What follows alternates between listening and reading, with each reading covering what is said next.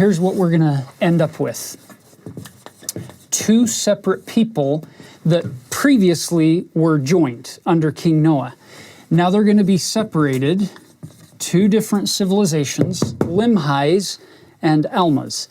So when those men return, King Noah's son Limhi, who recognized that his dad was not exactly doing the things that he needed to do, he now takes over, but he takes over in a period from the get-go of being in bondage, because the Nephites had sent their fair daughters to stop that Lamanite army from slaughtering everybody, but they've enslaved this entire group. So they're now in bondage.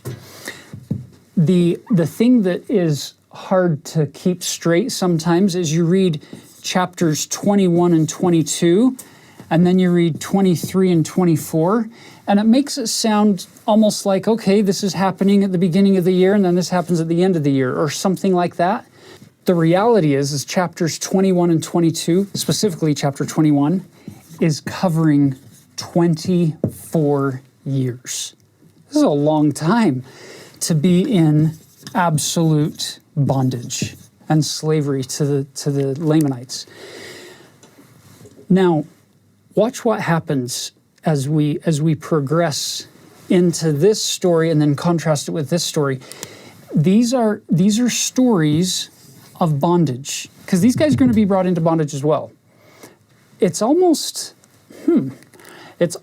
like Mormon saw our day and said, I see a lot of bondage situations, slaveries to all kinds of different things, spiritual, political, physical, mental, emotional, addictions, all kinds of bondages in the latter days.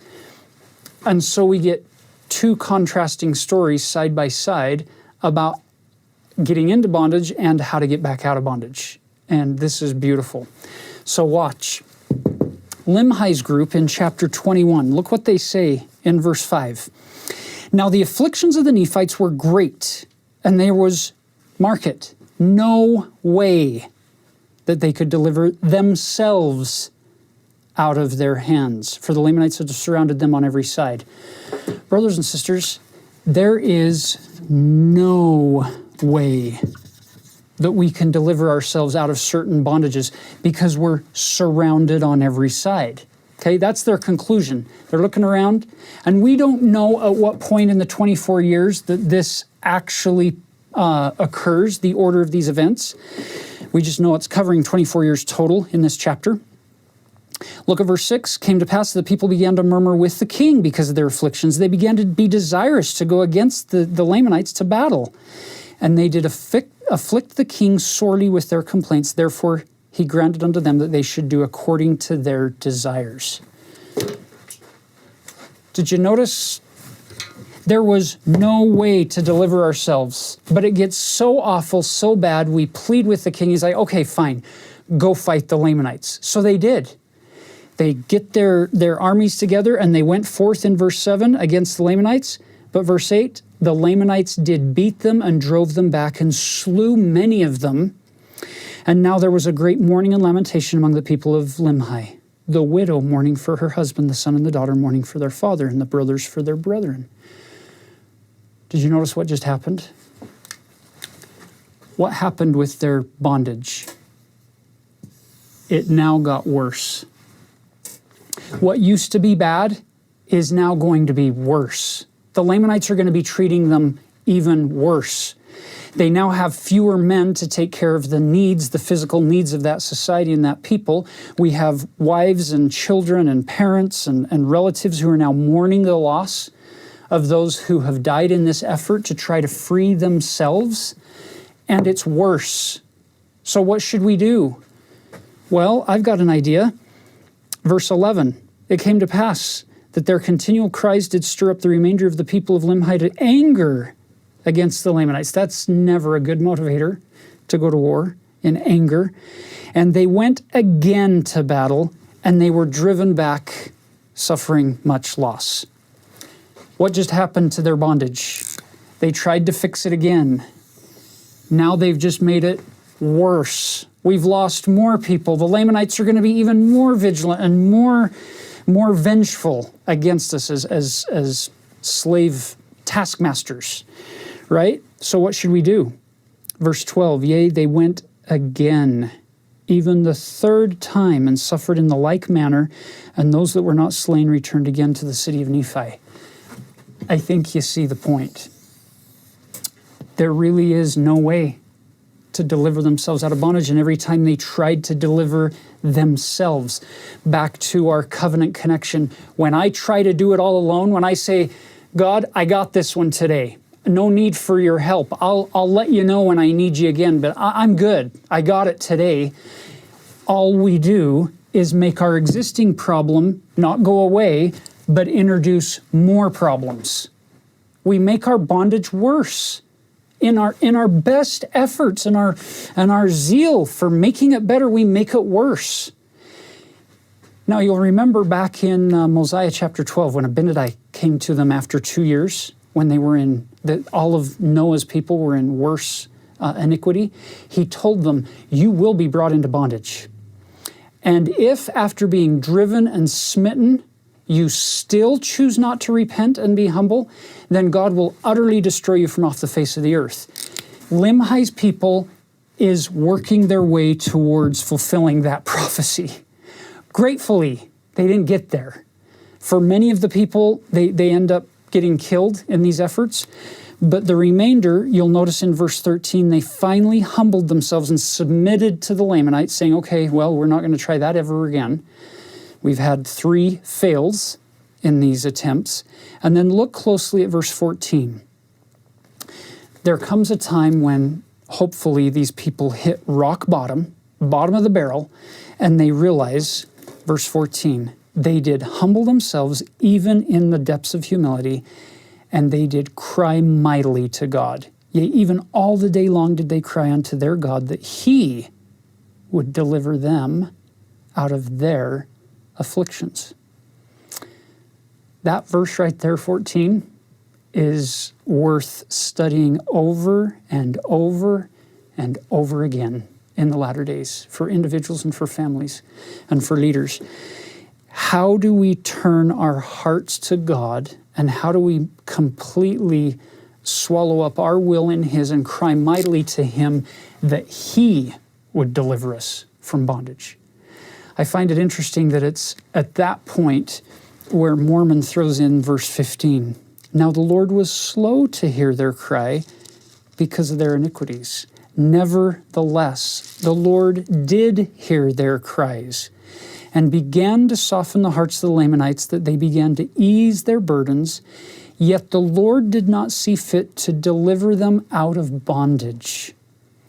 Many of you have loved ones. Maybe it's you yourself who have struggled with past addictions or layers of bondage to certain behaviors or substances or struggles of any kind, where these people may have to wrestle with some of these things for a long time.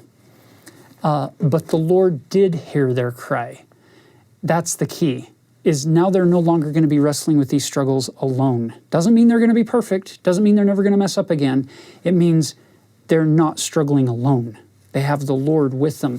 So it's at that point that God inspires a group in Zarahemla to start inquiring. So up in Zarahemla on our map, we have King Mosiah, who is King Benjamin's son, who has a man named Ammon come to him and say, hey, what about those people, our relatives? They left like 80 years ago and went back to the land of Nephi, and nobody's heard anything from them. Can we go and check on them? And so Ammon, along with 15 other strong men, leave Zarahemla here in the north on the map. They go south to a place that is clearly not friendly for Nephites to help release this group of Nephites from bondage to bring them back to the safety of Zarahemla. Looks like a symbolic overlay potentially of the plan of salvation, of Jesus's whole mission, with Ammon being a type or shadow of Christ, with 15 strong men who come down, so to speak, and their whole mission is to try to help people get out of bondage and to bring them safely home. I wonder if there's anything there that we could apply in the latter days, right? Now, Limhi's group, with the help of the Lord alone, because they couldn't do it themselves, God sends the help that they didn't have themselves. They're inspired to get the Lamanite guards drunk. They then flee. The Lamanite guards wake up the next morning, start chasing them, and they get a day into this chase and they get lost.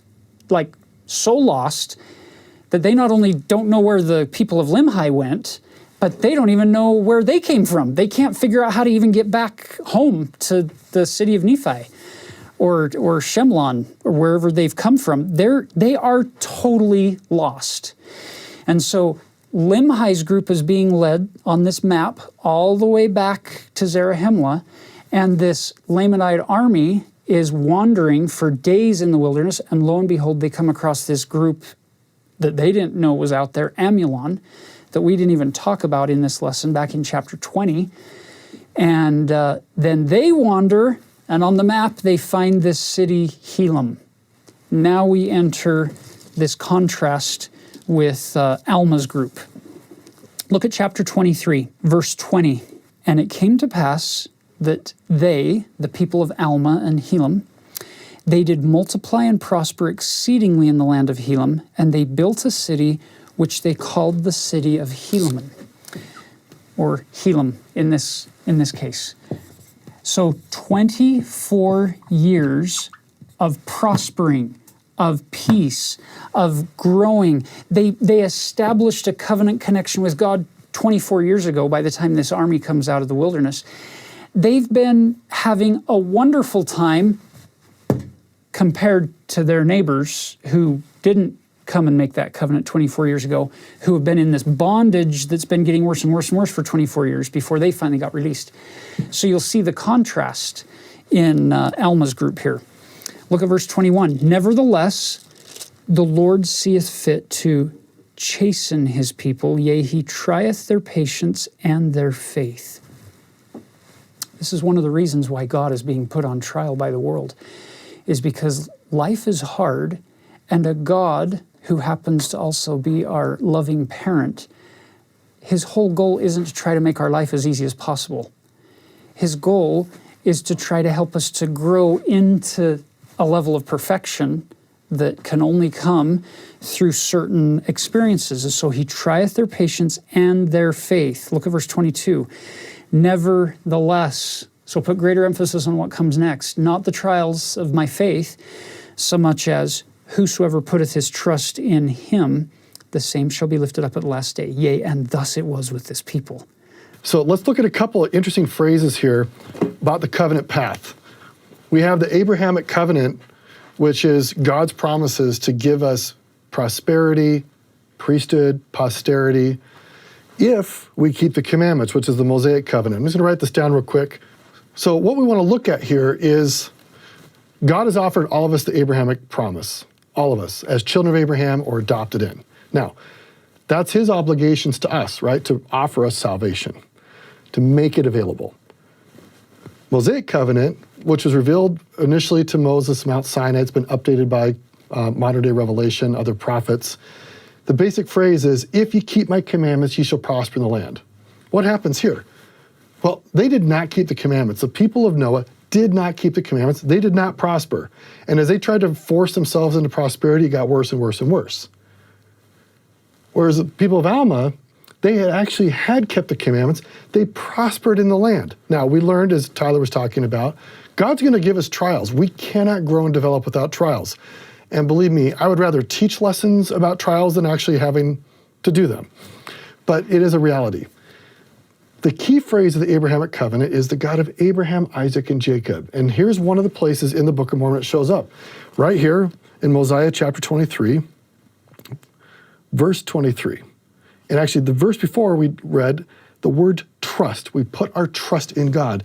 And the Abrahamic covenant, and this phrase is all about we can trust God. And if so, we will be able to prosper again. It says, and this is Mormon speaking, I will show unto you that they were brought into bondage and none could deliver them.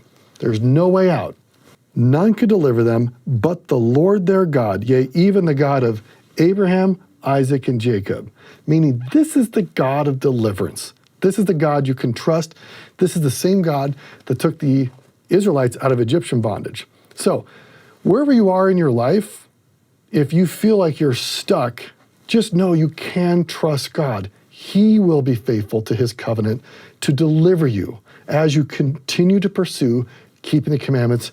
You do have the promise that you will be able to prosper in the land. So now, let's watch this unfold with these people. It's fascinating to compare and contrast what happened in chapters 21 and 22 with what's happening with this group. So 23 is setting up this whole foundation for them being brought into bondage.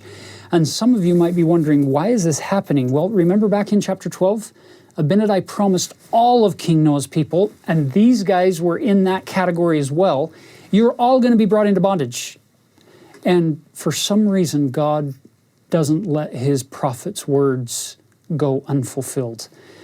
And so even though they've made a covenant 24 years ago, for some reason known to God, and I think it's tied in here with verse 21, they will be brought into bondage. But it doesn't mean the bondage has to be miserable and lengthy and drawn out. So let's look at this. Chapter 23. They haven't even been brought into bondage yet. The Lamanites and Amulon and his group haven't even made it into the city of Helam yet. The people saw them coming, fled out of the fields, came into the city, came to their prophet, Alma, and said, Alma, what do we do? It took these people 24 years to finally get humble. These people started humble. They go to their prophet and say, what would the Lord have us do? And notice chapter 23, verse 27. Alma went forth and stood among them and exhorted them that they should not be frightened, but that they should remember the Lord their God, and he would deliver them. I see this repeated over and over and over again with President Nelson today. That's what he does with us today. That's what the prophets, seers, and revelators and other leaders of our church are doing. They're hushing our fears, not to say, oh, nothing bad's happening. They're acknowledging the bad things that are happening, but they're pointing us to God. That's the power of what a prophet does. Look at verse 28. Therefore, they hushed their fears and began to cry unto the Lord that he would soften the hearts of the Lamanites and that they would spare them and their wives and their children. They're turning to the God of deliverance even before they're in bondage. They know it's coming. They know troubling times and chaotic issues are going to arise in the very near future, and they're already turning to God. There's a lot to like about this pattern here. So Amulon and this army come in, and they now have Alma's people in bondage. Look at chapter 24. Look at verse 10. It came to pass that so great were their afflictions that they began to cry mightily to God. This isn't fun. They don't like what's going on, and there are things happening in the world today in 2020 that people don't like. It's not fun. It feels oppressive and difficult, and they're crying mightily to God. So then Amulon commands them not to pray out loud, so they just cry in their hearts. Now look at verse 13, 14, and 15.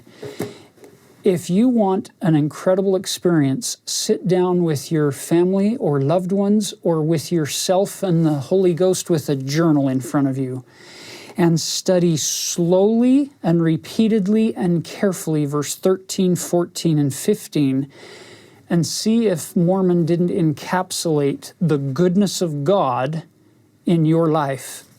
I could share so many stories about things that have happened in my life where I've experienced this incredible phenomenon of having burdens placed upon my shoulders that should have crushed me, but somehow I'm able to stand up under the weight, and not just stand up under the weight, but stand up under the weight with joy, and realizing this should be painful, this should be heavy and hard, but it's okay because I've got the Lord on my side and He's the one who's strengthening me. It's in His strength that I can do all things. It's not on my own power alone. So we would just encourage you to go really, really deep into 13, 14, and 15. And then verse 16, it came to pass that so great was their faith and their patience that the voice of the Lord came unto them again, saying, Be of good comfort, for on the morrow I will deliver you out of bondage. You'll notice He didn't have to send anyone in from the outside to save them, because they relied on God from the inside to save them from bondage. And so this whole group of people ends up getting safely back to Zarahemla, just like Limhi's group safely got back to Zarahemla. At the end of these stories, brothers and sisters, the point is, I can't do it alone. I need to turn to God. I can choose to suffer long and hard before I turn to God, or I can choose to turn to God right away, or something in between.